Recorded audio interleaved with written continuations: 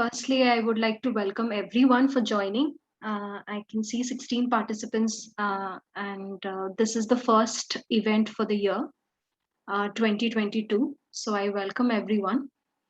So the Young Scholars Exposure event, a few of you are aware of this initiative that was taken by JBSPDF as an opportunity to provide a platform to our young scholars and also to early professionals so that they can brush up their skills of presentation and make their research available to us, even to people who are not associated with that particular field of research in what we can say a layman's language.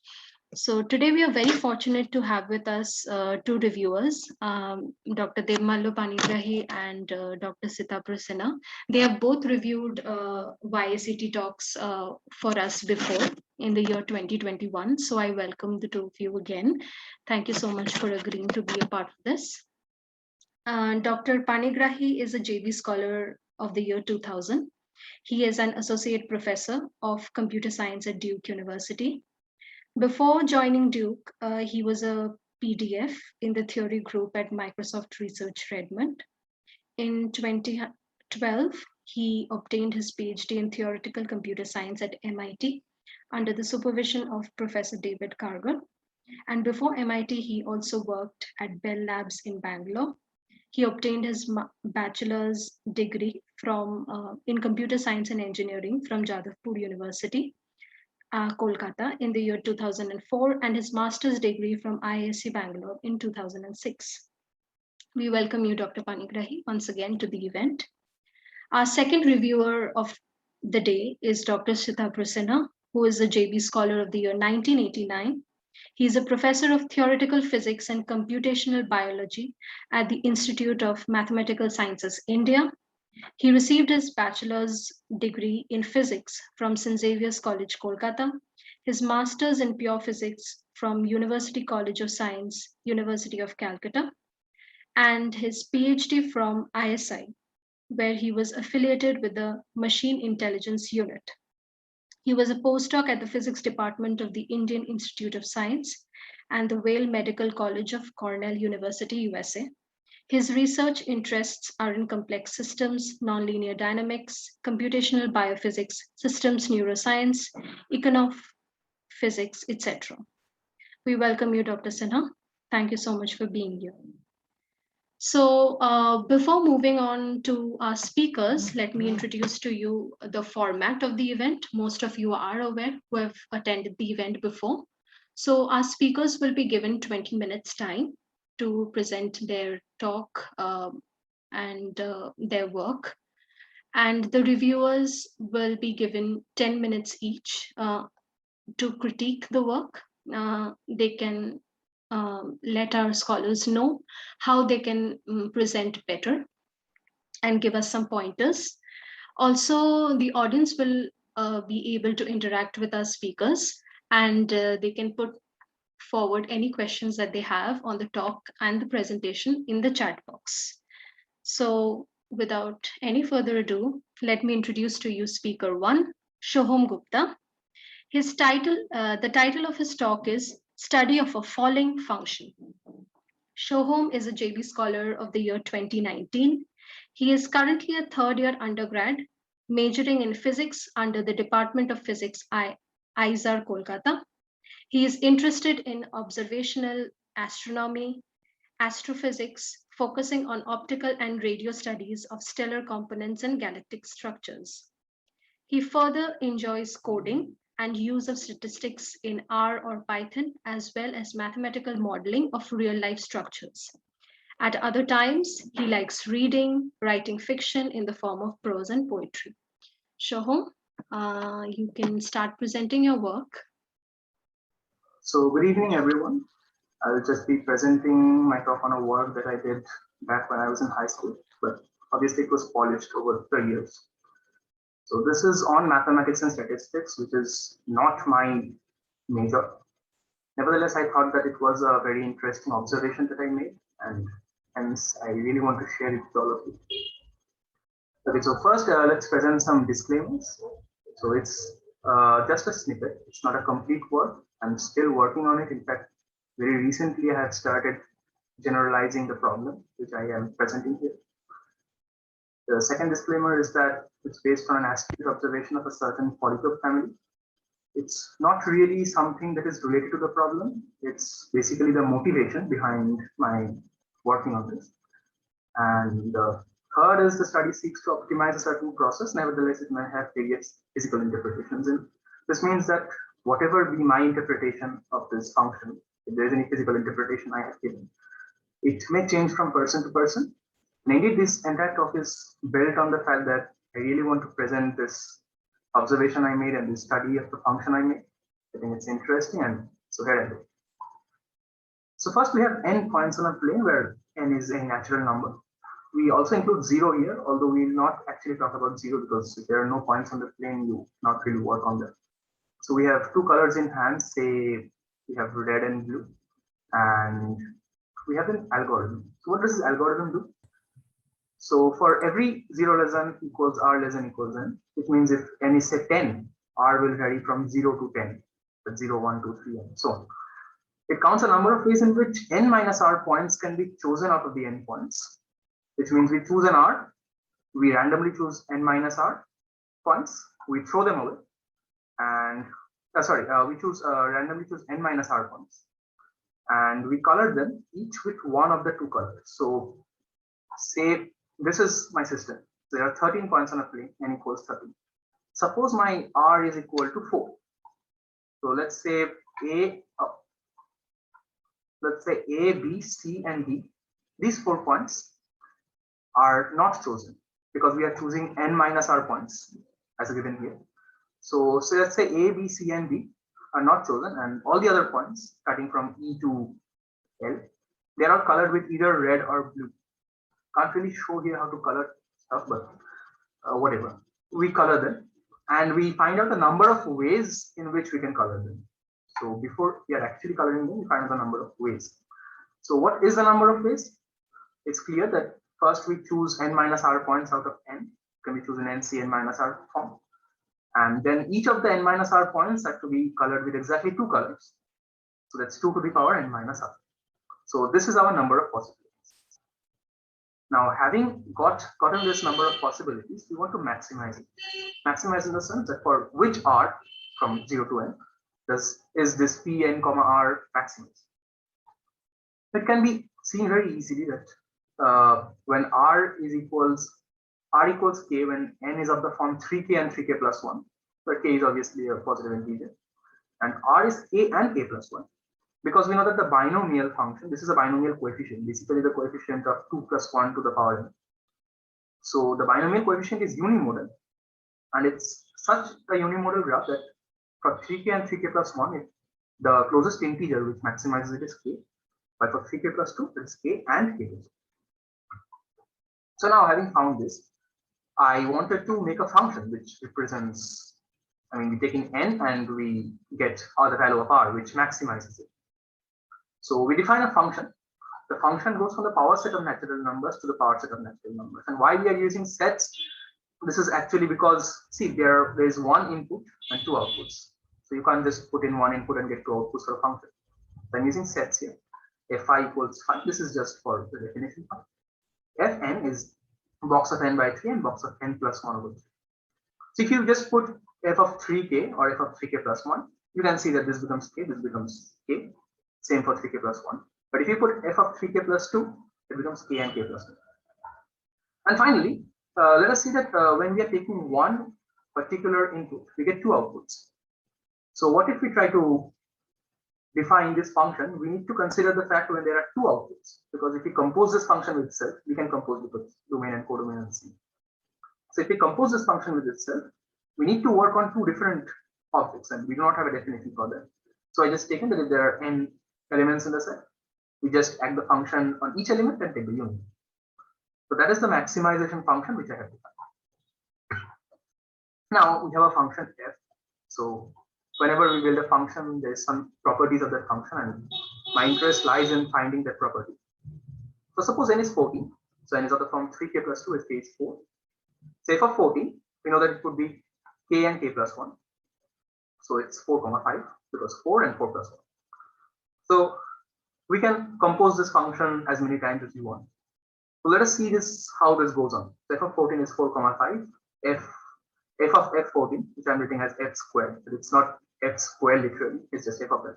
It's f of 4 comma 5, f of 4 union f of 5, due to our third rule here. And that actually becomes 4 is of the form 3 into 1 plus 1, so just 1. And 5 is of the form 3 into 1 plus 2, so 1 and 2. Union of this gives you 1 and 2. If you take it thrice, it just becomes f of 1 and 2.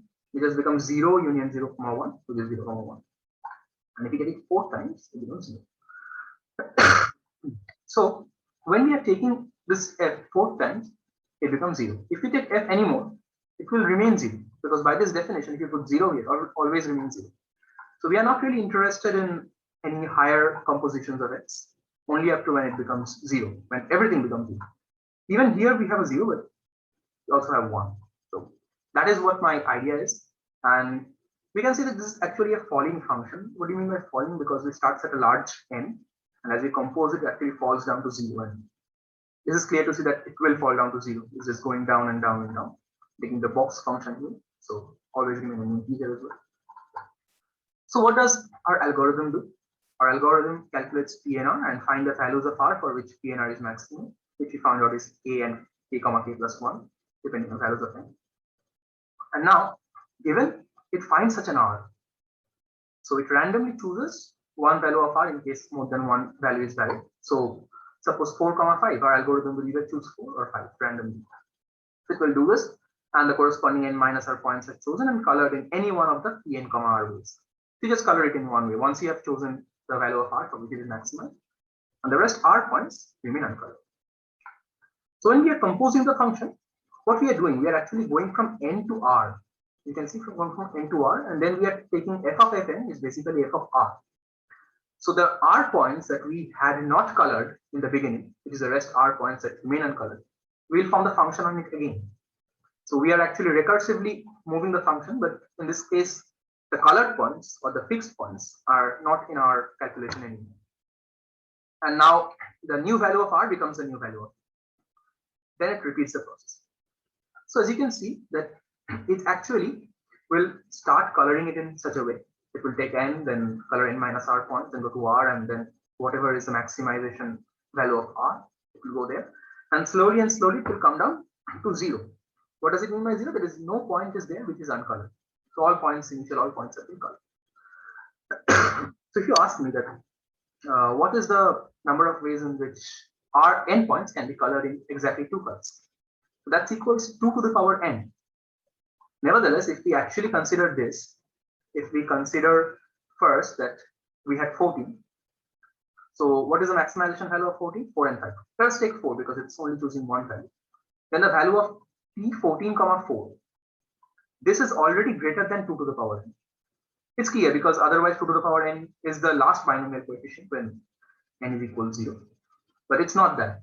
We are taking 14 and we are taking 4, so it's already greater than 2 to the power n.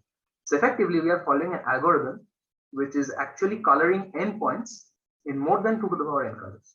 Now, this sounds like a fallacy, and it is because the events one after the other are not really independent. So the next coloring depends on the first coloring. But it's kind of an algorithmic process in which we are coloring n points, but we are taking steps, and we are doing it in more ways than technically what is the maximum ways to color n points. So I think that is kind of an optimization process of coloring n points actually, in which case you at every step you take the maximum number of ways. So it might have many applications, but I'm not really interested in that right now. So it starts the process and it colors everything. Let's come to the other properties of the function.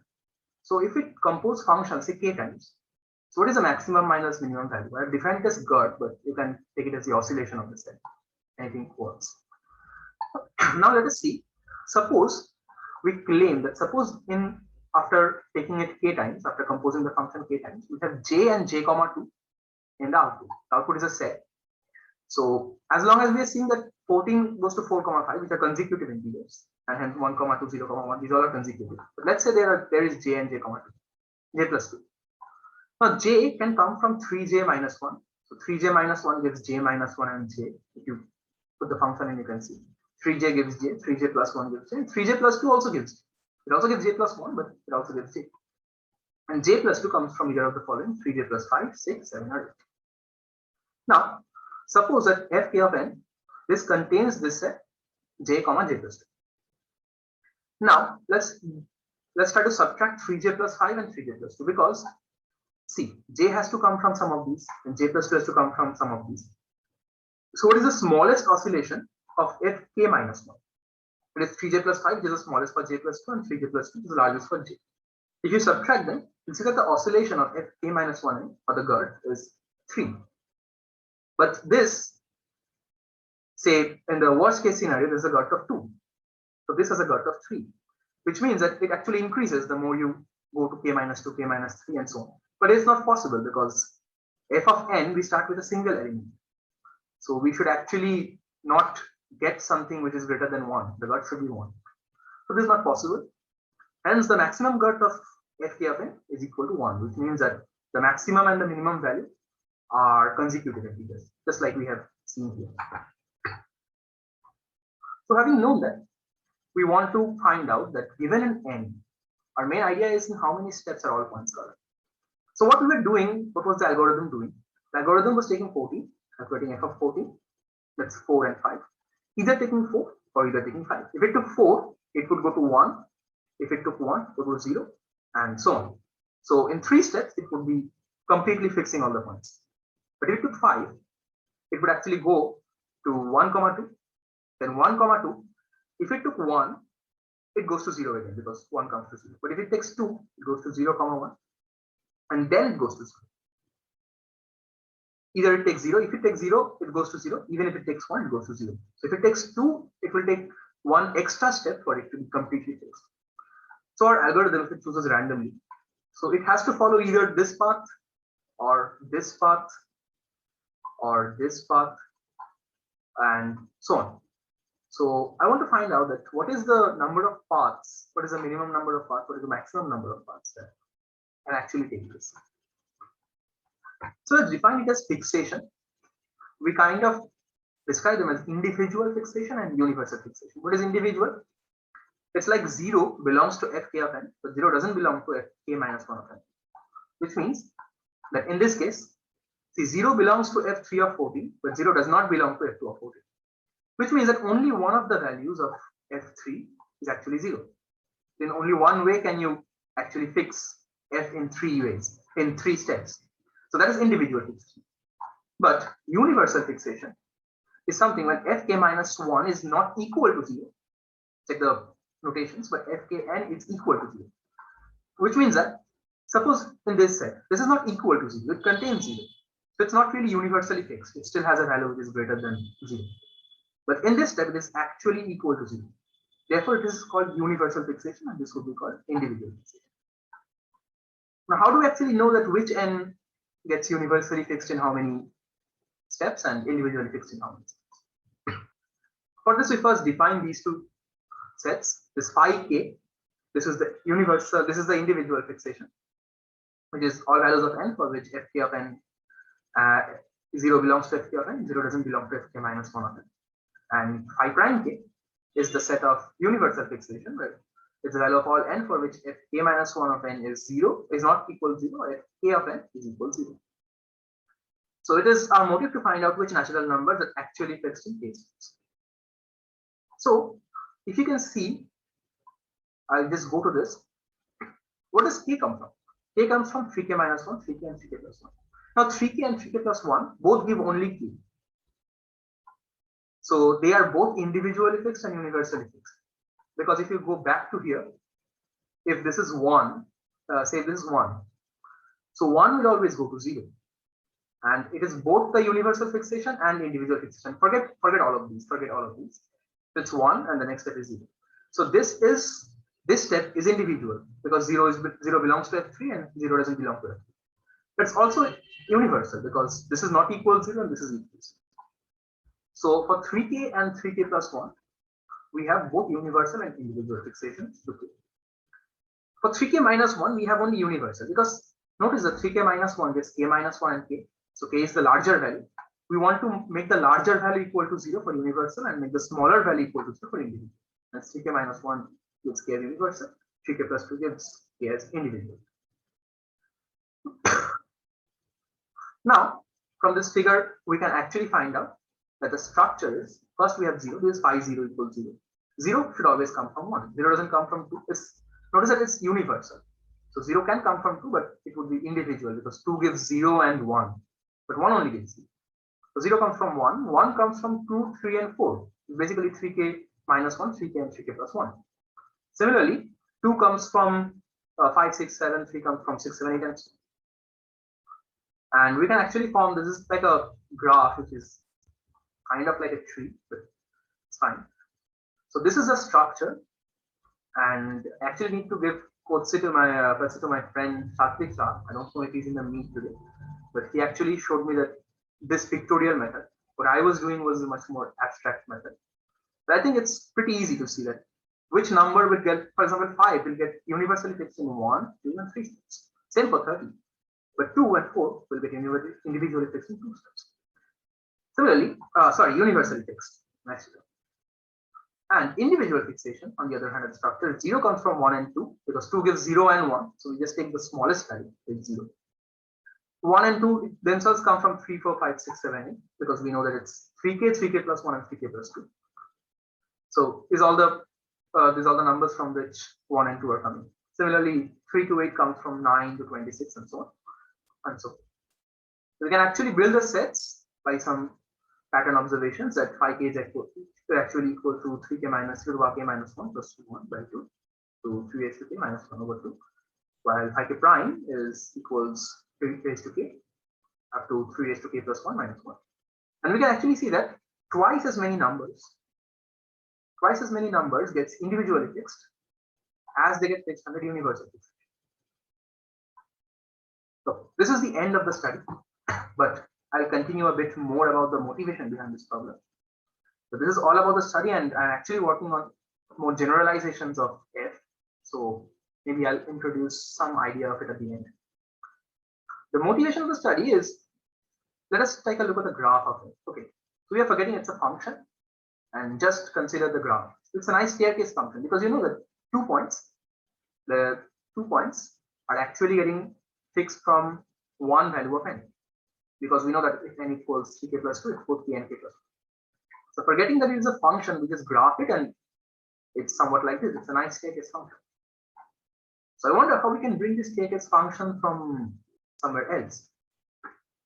For that, we take this matrix. So this is basically the Pascal's matrix. It's just 1, 1, 1, 2, 1, 1, 3, 3, 1, and so on. And all the blank spaces here are 0. This L5. If we square this, we actually get H5. It's like this. And you can actually prove it via this relation of matrix multiplication. And you can see that Hn I comma j is equal to 2 to the power I minus j Icj. It is exactly equal to Picj. Picj we had 2 raised to I minus j Ici minus j. Ici minus j is equal to Icj. So therefore, this ijth element here is actually equal to the number of ways j points can be colored, and I minus j points can be colored from I points. So Hij is the number of j-dimensional hypercubes on the boundary of an I-dimensional hypercube. J is less than I. The hypercube family, in case people don't know, is it's basically a polytope family, but it starts like point and line segment in 2 dimensions, squared and cubed and tesseract and so on. So it's basically the n cell in r to the power n, so 0, 1 to the power n. That is my n cube, my n cell n cube. So that's an n-dimensional hypercube, and there is a j-dimensional hypercube. For example, like take I equals 2, it's a square. What is the number of vertices? It's 4. What is the number of edges? It's 4. So they are both maximizing this time. We can actually see if we take the largest values in each of the faces. I don't know how much this is actually understandable, but it's actually forming a staircase function. It's the same as our function, but it's just in a rotated manner. So this is my motivation. It's not really, I'm not really working on hypercubes or anything. I do not have much idea about offsetter groups and so on. This was my motivation when I was in high school. I just saw this and thought that maybe it's a way I can actually work on this. So at the end of my talk, I just come across some other ideas that might help. For example, what if we change the value of 3 here, which is basically 2 plus 1. So we change it to k plus 1. And we can see that indeed they maximize higher order binomial coefficients, that is k to the power n minus r NCR. And these can be derived from the kth power of the Pascal matrix. You can just power it to k times. You can actually see that they are maximizing the kth power. So this following algorithm, when I actually thought about it, it's actually a nice geometric analog. Is a hypercube one, but I won't really go into much. I would just urge everyone here to think about whether there are other general polytope families. You don't really need to understand their topological features or anything. You just need to understand that what is the maximum number of jth dimensional polytopes on a surface or the boundary of an ith dimensional polytope. And are there other general polytopes for which a similar maximization function, which was our f of n, can be built? So currently I'm also working at these generalized maximization functions where I'm not actually considering about polytope families, but indeed I'm changing f, the value of f, and considering the underlying combinatorial identities that they maximize. So for example, 2 to the power n minus r NCR is maximized by fn equals n by 3 box and plus 1 by 3 box and so on. So, and it gets really complicated once we generalize the function to a large extent. So I would really love to get some ideas. With that, I want to end my talk. If anyone has any questions, just ask. Thank you, Sohom. Thank you for that talk. Just a minute point to be mentioned. You went a little over time. So we've been strictly telling our speakers to keep within time. So just keep that in mind, and I'm sure your reviewers will let that be known as well. If anybody has any questions to pose to Sohom, then you can unmute yourself and ask, or also type in the chat box. I could read it out. We'll give the audience 2 minutes in case there are any doubts, queries. Okay, I don't think there are any questions, so we'll move on to our first reviewer of the day. Sitabhra, if that's okay with you. Yeah, it's fine. Yeah, thank you. Yeah, sure. So first of all, congratulations on very really elegant piece of mathematical work. So my comments would mostly be focused on the presentation. Okay, so when you're trying to present it to a mixed audience like here, or in general also to an audience of specialists, you should also put yourself in their shoes and think that if you were listening to someone else speak about some work that they're very passionate about, nevertheless you would still have to make a case as to why you find it interesting, or rather why you have devoted so much time on working on that. So there's a very nice article, or it was actually originally a talk given by Richard Hamming, the famous Bell Systems engineer who worked on information theory and so on. So Richard Hamming had given this lecture called "You and Your Research," and in that he made a very pertinent comment. He said that you've got to explain to your audience why the problem you're working on is important. Sure, I mean, we all understand that it's interesting, right? I mean, if it wasn't interesting, you wouldn't have been working on it. But you've got to, make it clear to us why it's important. And, you've got to invest some time right at the outset of the talk to, set it out, because otherwise, once you lose your audience, it's very hard to get them back. So I was really happy to see that, towards the end of your talk, you were trying to connect it with, why is this of interest? You brought in this hypercube idea and so on.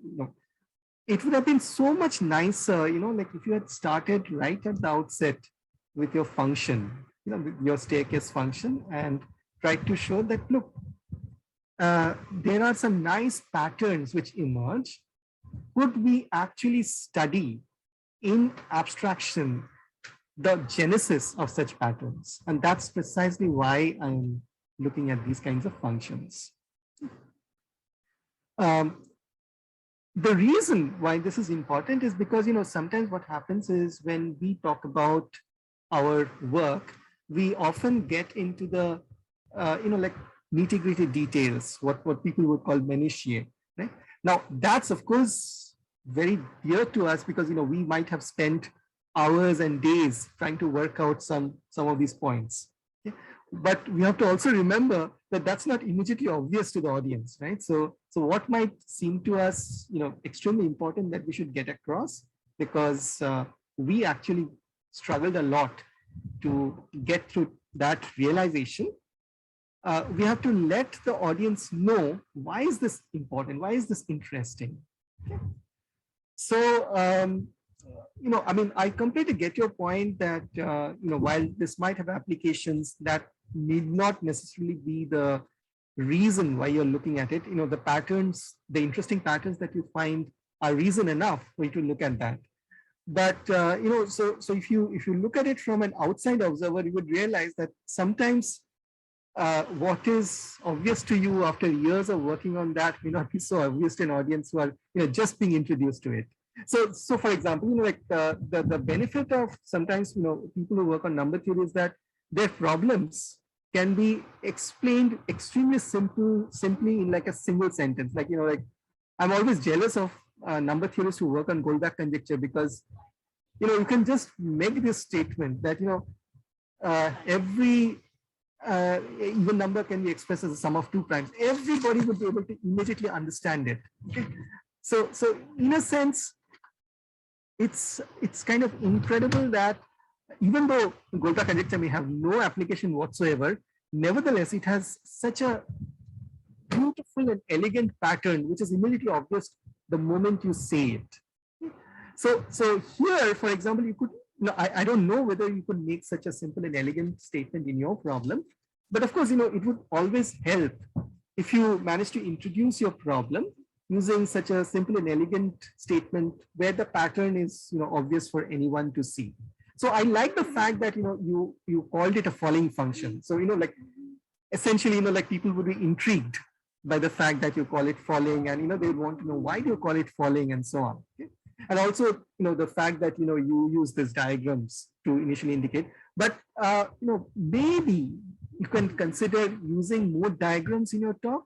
So, like, and spending a little more time when you are introducing the example might help, because, the people are still trying to, like shift their gears to trying to catch up with you. So, you just let them catch up with you in that example, and then you switch gears and take them to the much more generalized problem. So that's maybe one strategy you might want to consider. In general, I found that, talking about maths using PowerPoints is often a double-edged sword, because yes, you can convey a lot more information rather than if you were just writing, on a board or whatever you were writing on the screen.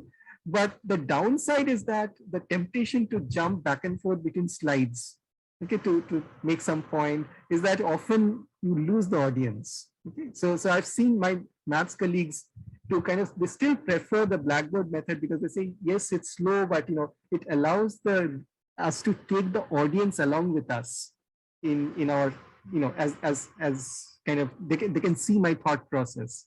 So you have to be a bit more careful when you use PowerPoint to, when you present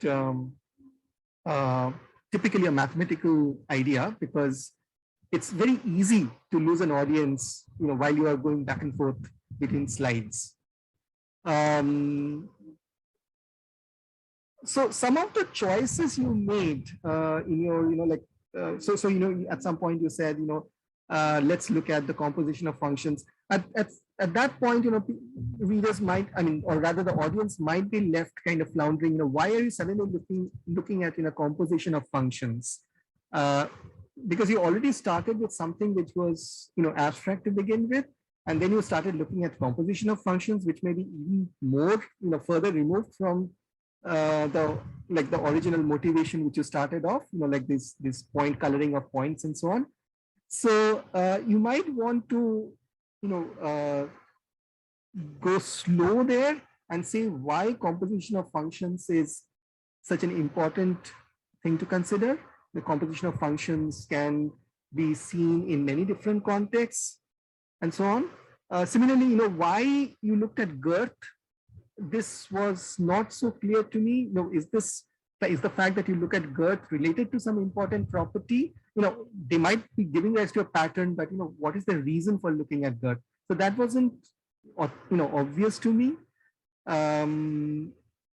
So overall, I am really impressed by the amount of mathematical work that you have put in, and I do really feel that I would have liked to know this in a bit more depth, but unfortunately the presentation probably was not synergistic with the content, and so therefore I felt that in the end I probably didn't understand it as much as I'd have liked to.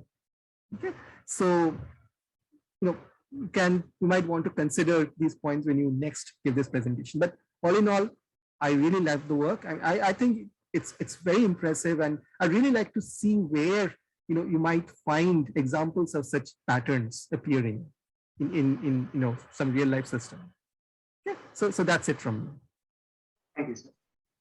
Thank you, Sitabhra. Thank you for your wonderful and very informative comments and observations. I'm sure Sohom is going to benefit from it.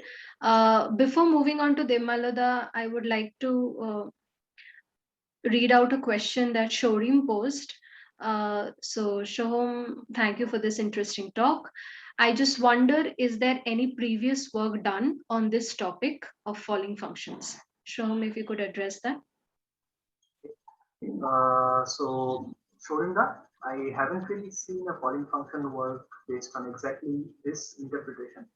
However, there have been work based on higher powers of Pascal matrices, especially with the binomial coefficient part and the maximization part. So that's it. Okay. Thank you. Now moving on to Debmalya, if we could know your comments, please. Thank you.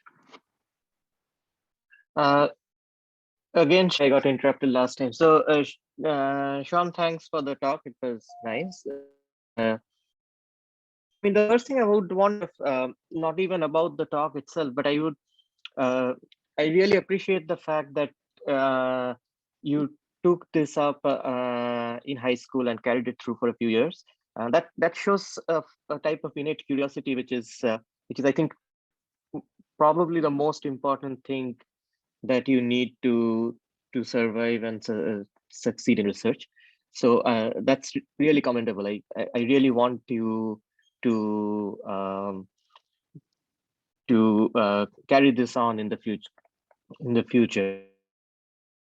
On this particular working on this particular topic, which you could if you're interested, but just to make sure that you try to follow up on things that seem interesting to you, hold you in good stead for. So that I really appreciate it. You are also very, very early in a career.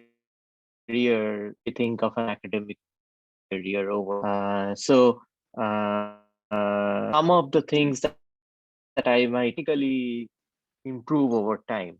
So don't take this as something that you need to improve tomorrow.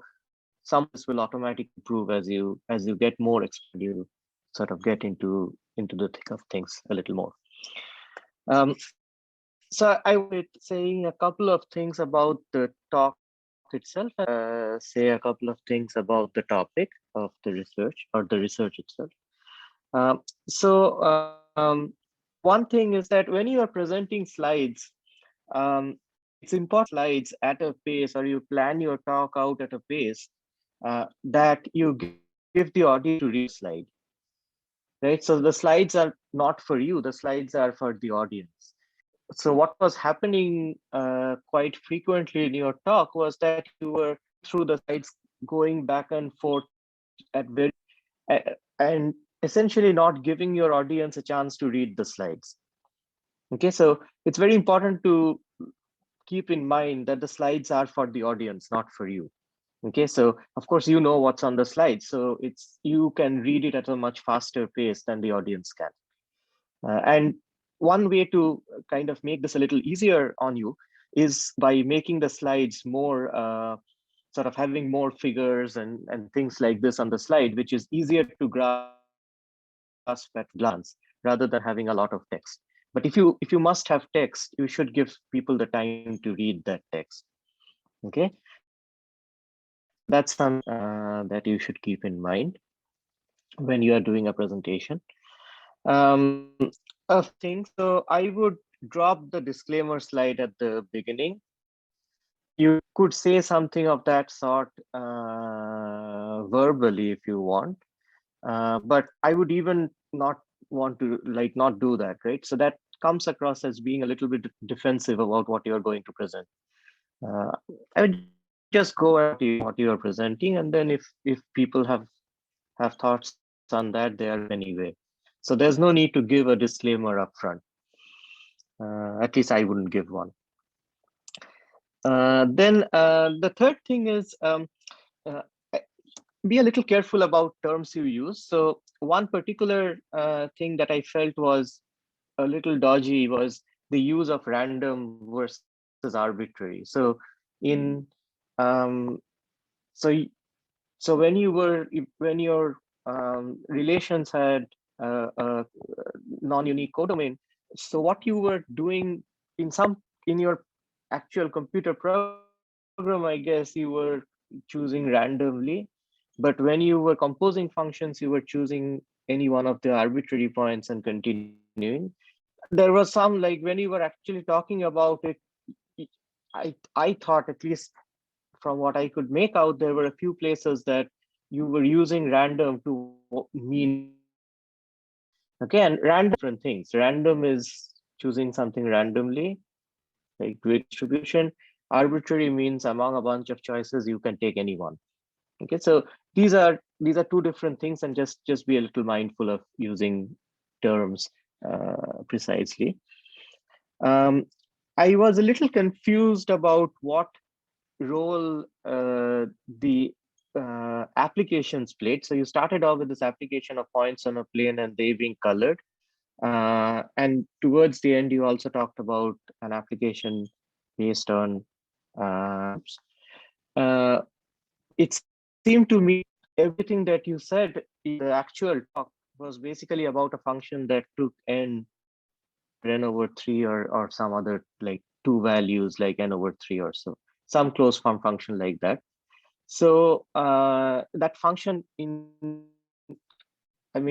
be derived in many ways by maximizing maybe as a sort of argmax of some function, some other function, but it just seemed too far of a connect to me. Because the problem with like stating something like, oh, you're trying to color points in a plane, and this is the function for the number of ways you can do that, and then you're trying to maximize it. So when you go into this story, then people will expect a little more of that application, right? So people will expect that you will develop that and you'll come back there and say, okay, now that I have figured out these things about this function, here's how that helps in my application. Right. So if you mention an application, then go to the app, some abstract problem out of it, and then never come back to the application, never show why the knowledge you gained in that abstract problem is useful in the application you started with, then there's a disconnect, right? The application doesn't really it's not clear why that application was the one that you chose to motivate your problem. So from that perspective, I thought there was a little bit of a disconnect. If I were presenting something like this, I would probably just go in with this function directly, maybe with the picture of that like staircase. I'll go in with that directly. And then I'll say that, look, I mean, this appears in many contexts and contexts it appears in. Okay, but going in with the application creates an expectation that you are going to come back to that application at some point, or you're going to say something interesting about that application somewhere, which didn't happen. So in terms of the research itself, I don't want to say very much, because really, I mean, as I said, you are still like very much at the beginning of your career. Things will like you will mature as you go on.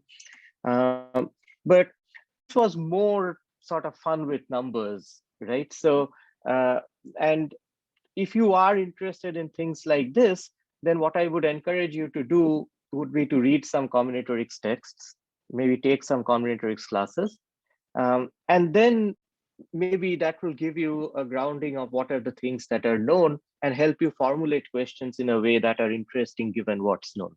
Okay, so I'm not, as I said at the very beginning, I think it's very important that you are encouraged to continue pursuing whatever is curious for you. But also, as you grow up and as you are like, you are now in your third year of undergrad, third or fourth year of undergrad, and as you grow up, it's important to take those curiosities and put a sort of formal framework around them. Know what the groundwork is. You know what people have done already. You know what the basics are. So if you are interested in the topic, I would strongly encourage you to follow up by taking courses in combinatorics, taking maybe reading some combinatorics texts, and that might make things a lot more sort of going forward. You'll make this a little more sort of formal and more in tune with what we understand by research. So, but overall, I really want to commend you for a clear talk and for being curious enough that you wanted to follow this up from high school. Thank you. Thank you, Debmalya. Thank you for your views. Sohom, once again, thank you for that wonderful talk. And I'm sure you've learned a lot. Now, before moving on to speaker number 2, I would like to request my co-host Sourim to please take over, and he will introduce the second speaker of the day. Hi, thank you, Mouli, and thank you, Sohom, for this interesting talk. And I will introduce the second speaker of this event, that is Dr. Tathagata Basu. Tathagata is a JB scholar of 2012 and currently is a postdoctoral research at the French National Center for Scientific Research. Before joining the laboratory, he obtained his PhD from Durham University under the joint supervision of Professor Johan Einbeck and Professor Matthias CM Trophes. His current research interests are Bayesian analysis, random utility models, regression analysis, and preference learning. The title of Tathagata's talk is an introduction to variable selection methods for linear models. Tathagata, whenever you are ready. Thank you, Sourim, for the nice introduction. And I'm afraid to say that I have slightly modified the title of the talk. So sorry about that. So what I'll present is robust Bayesian analysis of variable selection problems. But yes, I'll start with the summary and introduction. And so this is the outline. So as I said, I'll introduce linear models and talk about some of the variable selection methods and regularization methods in a frequentist way. And then we'll go to the Bayesian paradigm, and followed by our contribution in the field, what we're working on during my research at Durham University. And of course, we'll end this talk with an illustration based on the new methodology. So when we see these scattered points, our brain often tries to find a trend among these points. And even though we cannot really fit a perfect line, we can still minimize the noise so that we can find a straight line along with some associated uncertain error. And therefore, what we really try to do in linear model is to propose a model such that we have a response or output at our left-hand side, and there is a slope or regression coefficient beta multiplied by x. So there is a reason of writing x beta and not beta x, which I'll show later. And of course, there is the random noise, which is epsilon. But now, as I said, there's reason behind writing x beta and not beta x, because we can actually consider it in a more generalized form, that is in the matrix notation. So in the matrix notation, what we say, okay, so we have n inputs or n observations, and we have corresponding n, pardon, first one will be, sorry about that. And then we have corresponding x, or which is n inputs of p dimension. So what we really say that we have p modeling parameters, and then we have the regression coefficients or the slopes. And of course, as I said, we have random noise, and we assume them to be normally distributed with variance sigma square.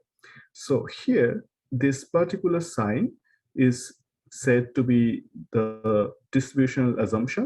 So I'll use this quite often throughout the talk. So whenever you see this notation, which looks like approximation, is usually used for distributional assumption. Okay, so as I said, that we have a linear model and we want to find the trend. So how to find the trend? So one of the most well-known method in this field is the ordinary least square. So in ordinary least square, what you really do is minimize the squared error and find the estimate of beta. And when I say estimate of beta, you can see I put a hat, and so on. I'll always put this hat to say estimate of beta. And when I write just beta, it's mostly the parameter itself. So clearly from equation 2, we can actually find a closed form solution of beta hat, or the estimate of beta. And also it has some nice statistical properties. However, there are some problems as well. What if x is ill-posed? So when I say ill-posed, there can be several reasons for that. Here, we are mostly interested about when the inputs are correlated. That is, for each variable of x, as I already mentioned, that there are p variables or p-dimensional input. So when each variables are correlated to each other, there can be some trouble. Because when we do the numerical method to find the inverse of the matrix x transpose x, this correlation can play a role, and therefore the inversion may not be stable, and at times the inversion may not exist as well, especially if the correlation is 1. Also, there can be a problem when we have more number of parameters than the number of observation, that is p greater than n, and in this case, x transpose x is not invertible. That is, it is singular matrix, and therefore we need to do something to overcome this issue. One technique is to go for regularization methods. That is, we put some regularization term or penalty term on the loss function. And one such method is ridge regression. And as you can see, now the estimate of beta is a function of lambda. So we have to find the solution based on this function of lambda, which we can do analytically. And then we can find some trade-off for that and then get an optimal value of lambda for that. And as I said, it can deal with ill-posed x, because now, no matter what, x transpose x plus lambda IP is indeed invertible. However, it's not sparse. So what do I mean by sparse?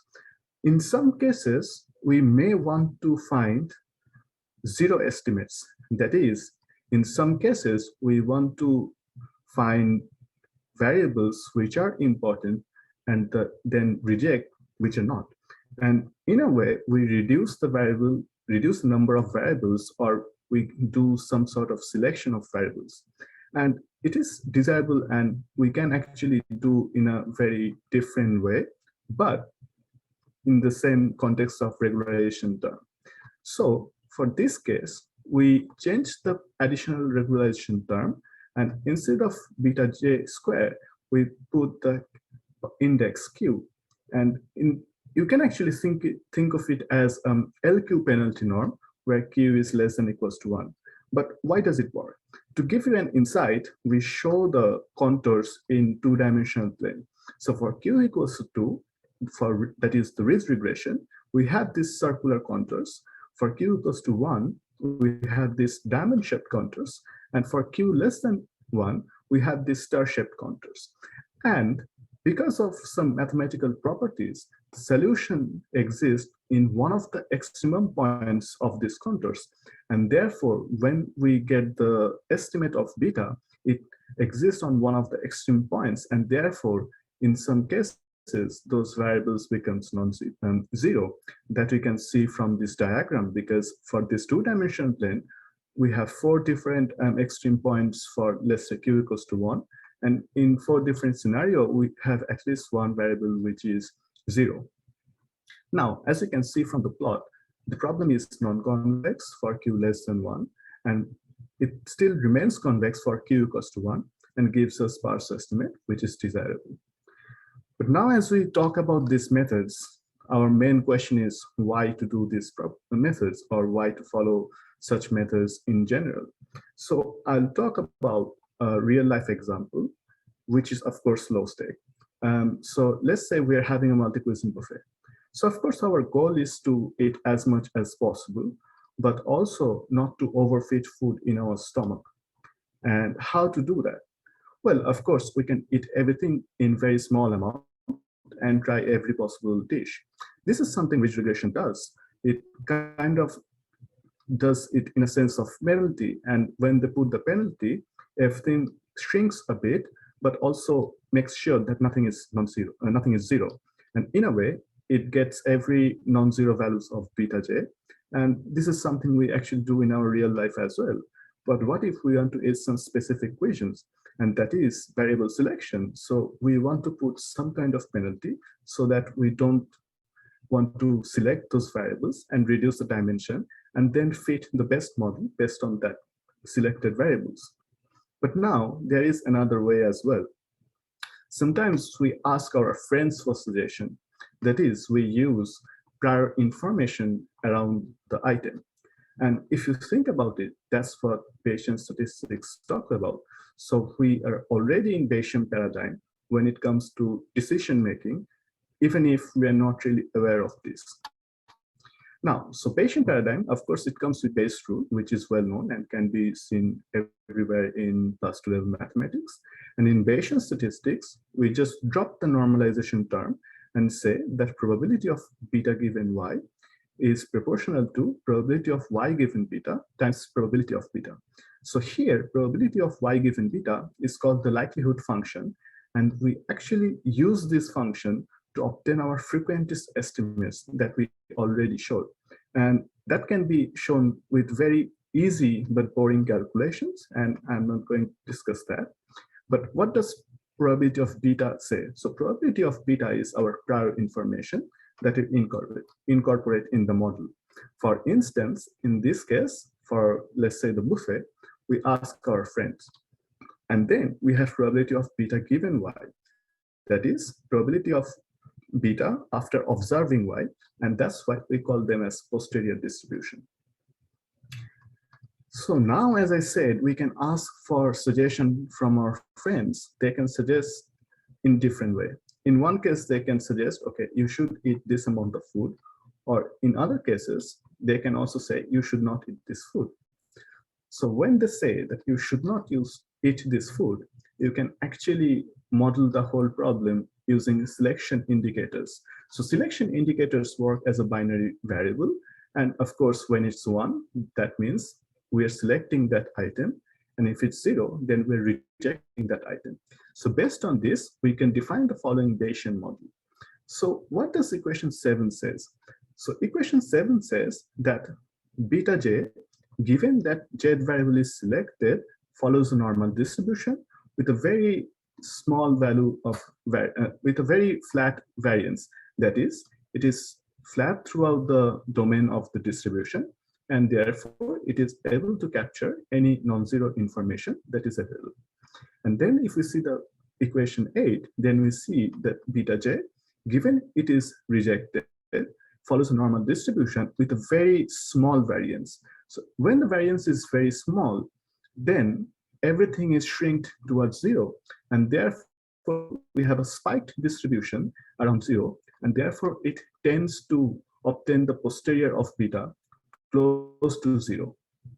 And then we have qj. So in a way, qj can be seen as the probability of selecting the jth variable.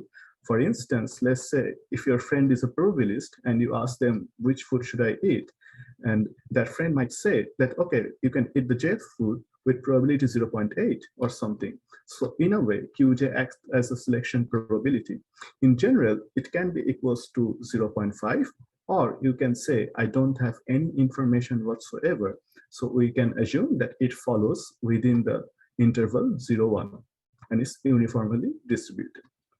And now that we have this selection indicator-based problem for variable selection, we wanted to check the posterior of the J indicator. So for that, we check probability of gamma j given y, and we consider them to be active if it's greater than or equal to half and inactive otherwise.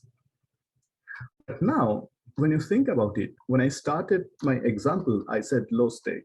That is, we don't care much about the output. But what if it's a high stake problem? So for high stake problems, we may want to incorporate more than one expert opinion. That is, we may want to capture more and more prior information about the problem. For instance, when we go to doctors for a critical illness, we often take second opinion or third opinion because the stakes are higher. So in that sense, we want to like find something more robust in terms of variable selection.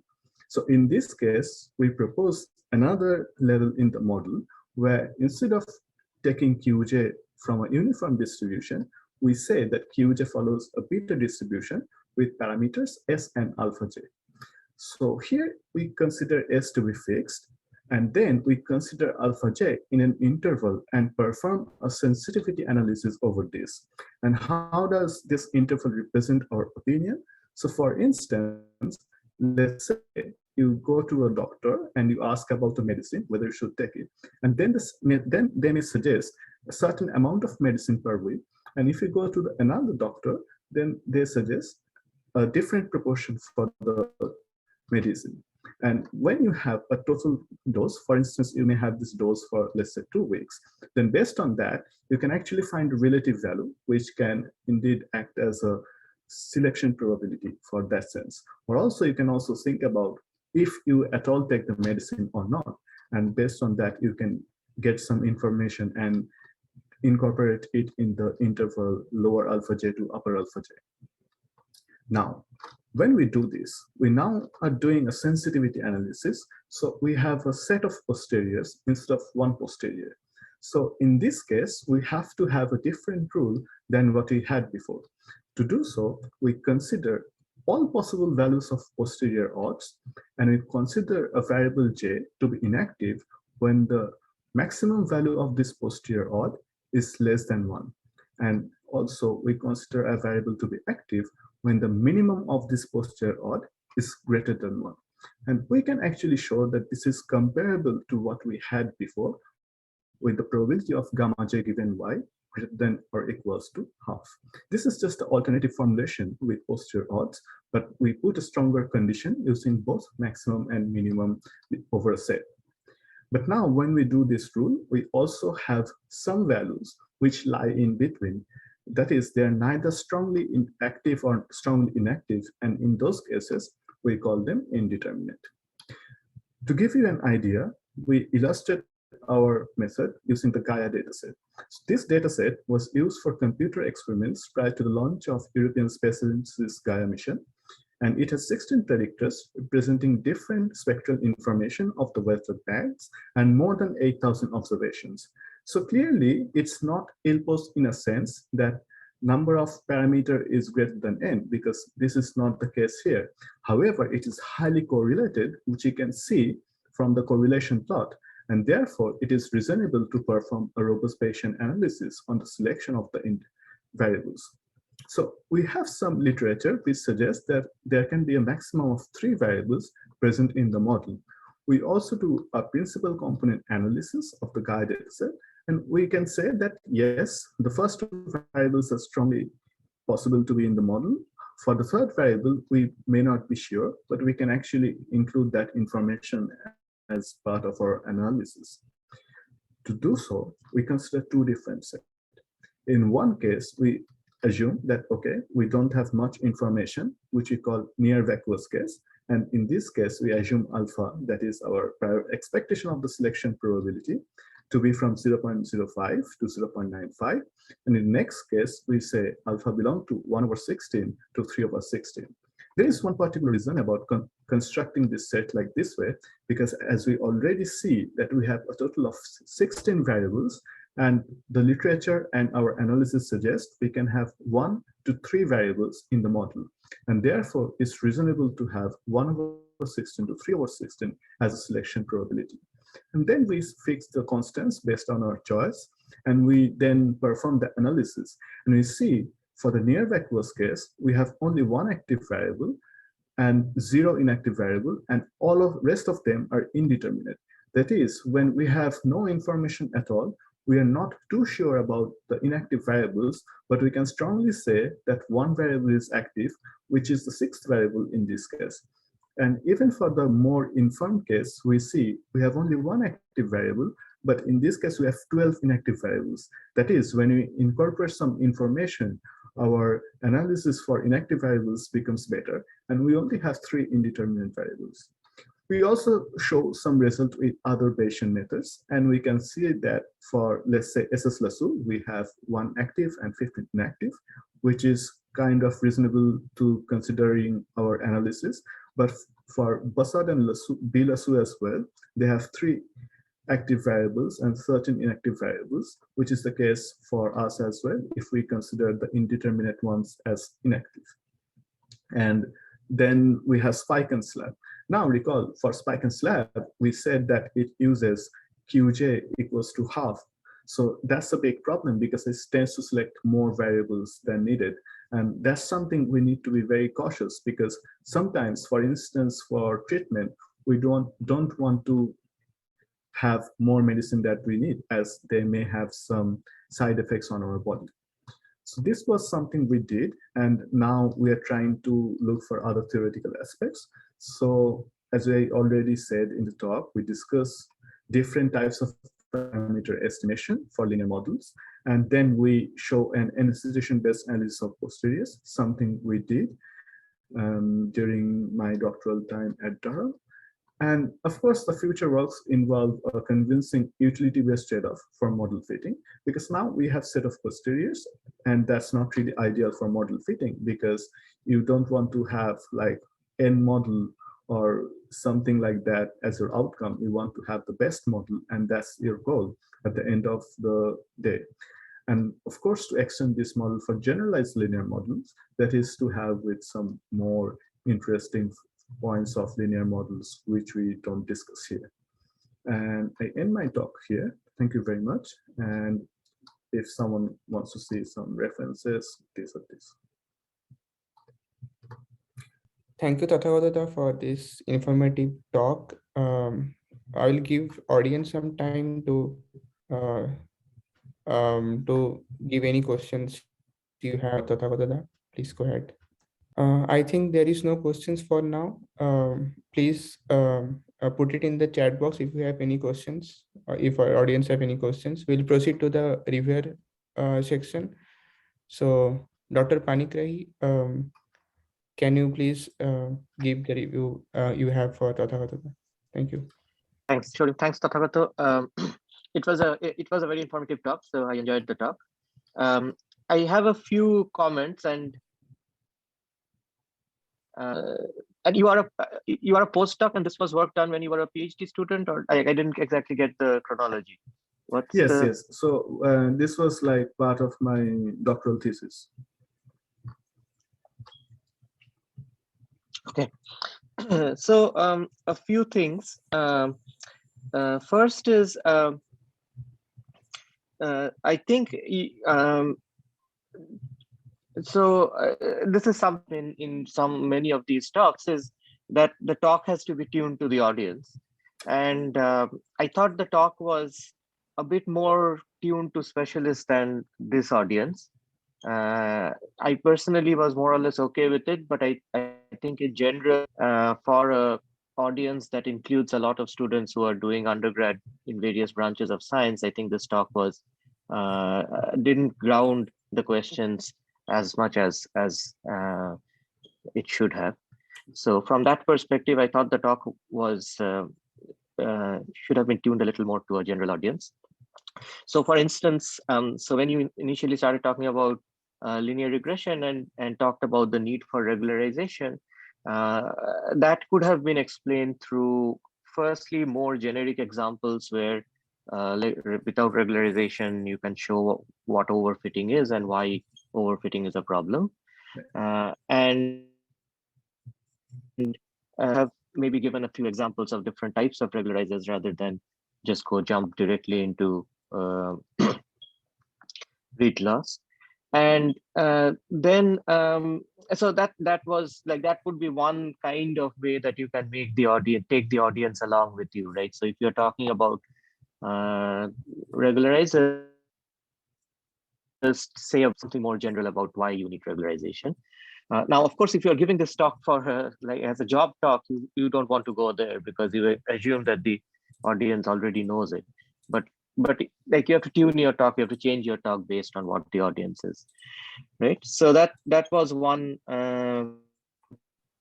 thing I would change in the talk. The other thing is, I wasn't completely sure what your overall problem statement was. So of course you were trying to do linear regression, but it wasn't clear to me what your like. There are like tens of thousands of different like pieces of research that are trying to do linear regression, right?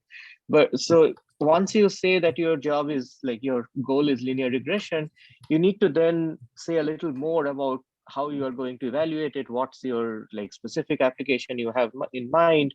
What is the sort of specific goal that you have in linear regression?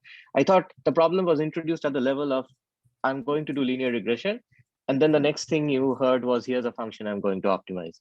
So there's nothing, there was disconnect was missing. There should have been a sort of smoother transition between seeing the problem and how it naturally gives rise to what you're trying to optimize. So that was another, and that also made it a little challenging to interpret your experimental results at the end, right? Because it wasn't clear what parameters are you evaluating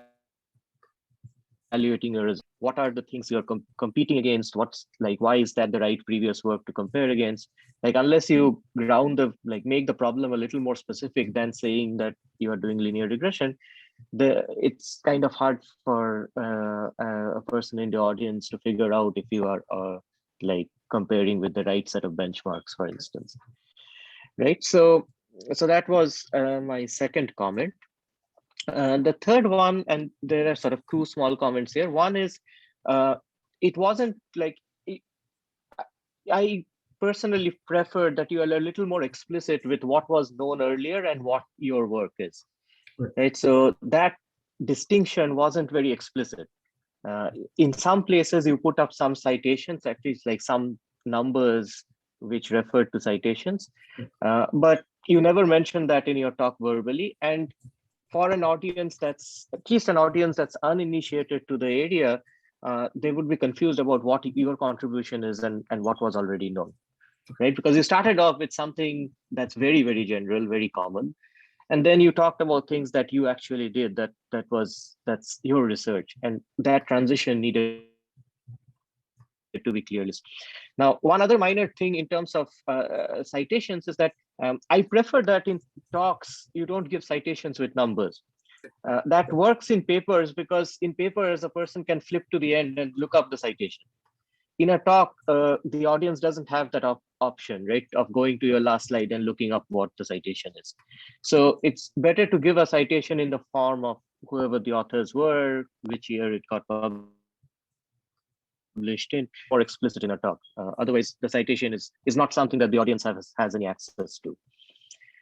And finally, I think the talk could have been a little, so in terms of structuring, it was very linear. There were a sequence of things happening. Some talks work if you do this linear structuring.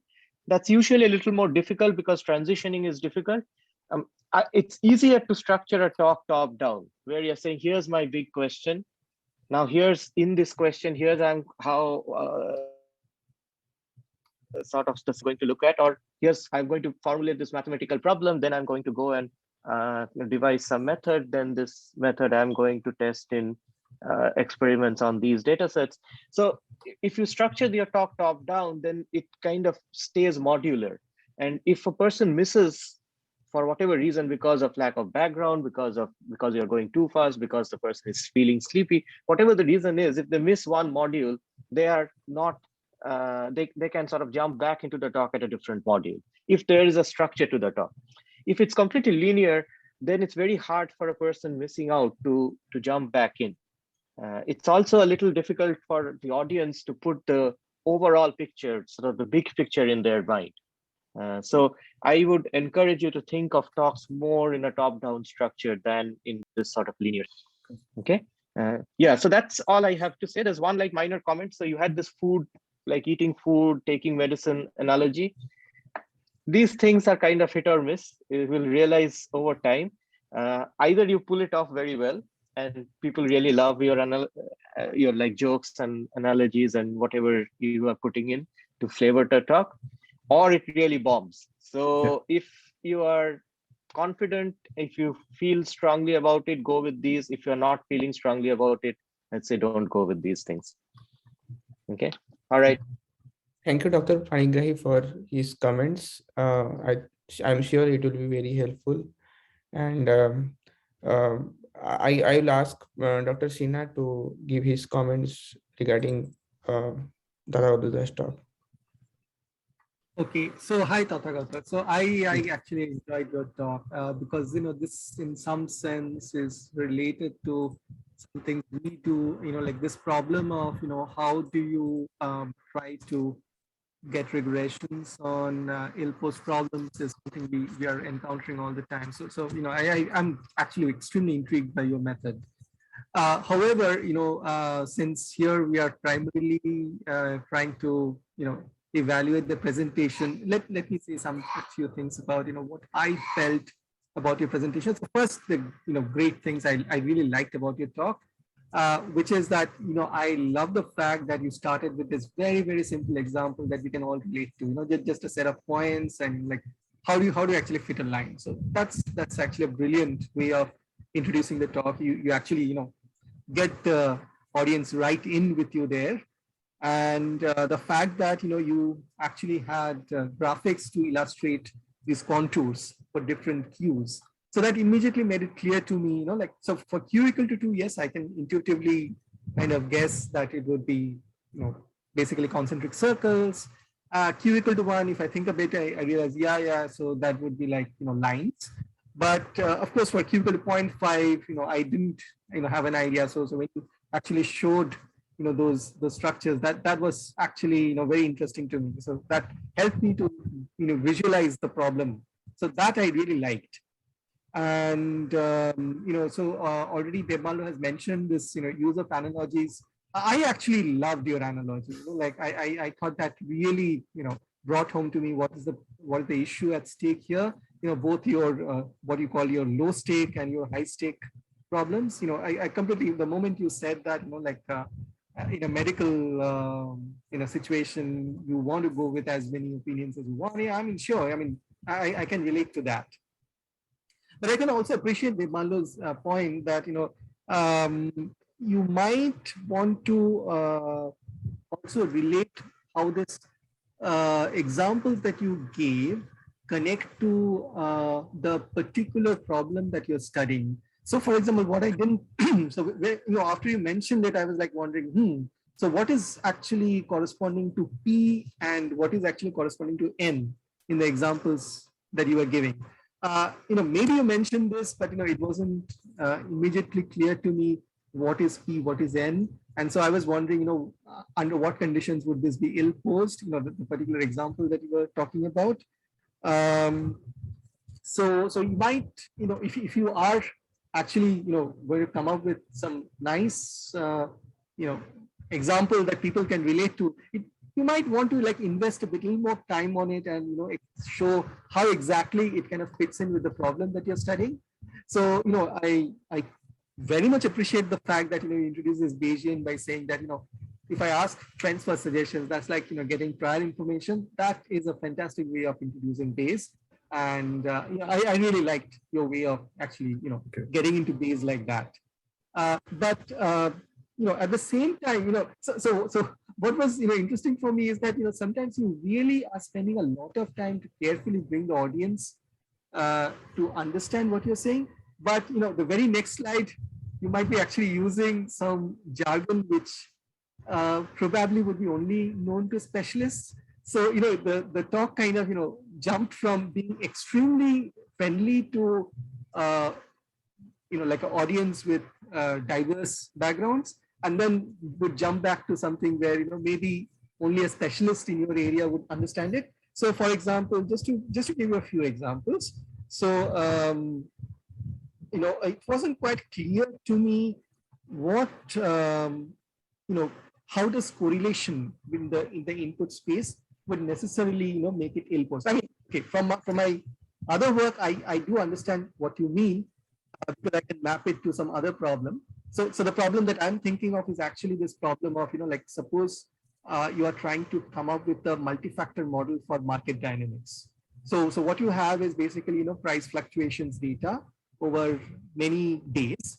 Now the thing is that if I have a very complicated several factors and so on, I cannot make any guesswork as to what would be an optimal value if I have like data set over a very short period.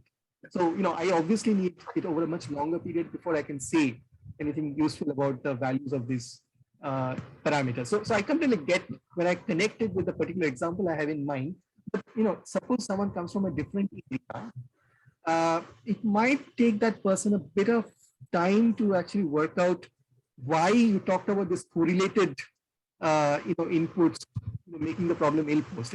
I completely get it from my example, because I'd say, okay, if I I'm looking at, let's say, roughly all stocks from the same sector, which are all moving in the same way, that's going to be highly correlated, and it's not going to tell me much about the general behavior.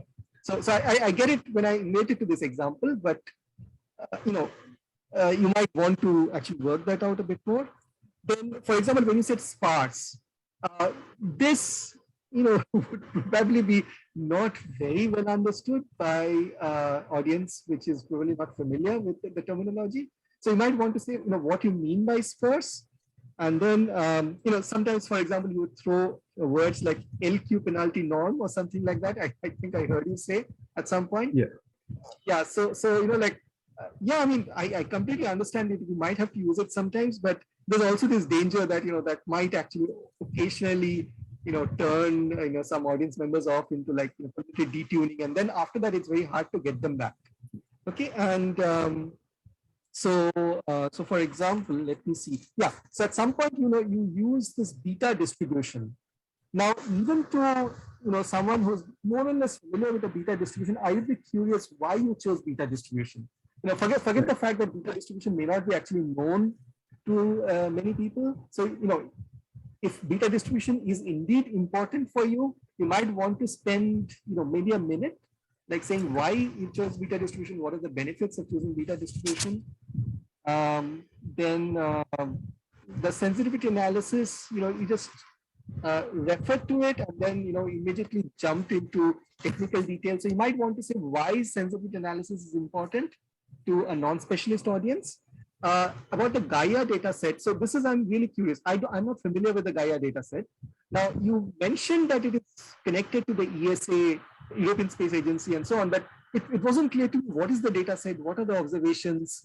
So if you could, since that was your benchmark, you might want to spend some time, saying that what is the observation and what is this matrix actually indicating before you indicate like why that your method is actually much better at working on this data set than other methods.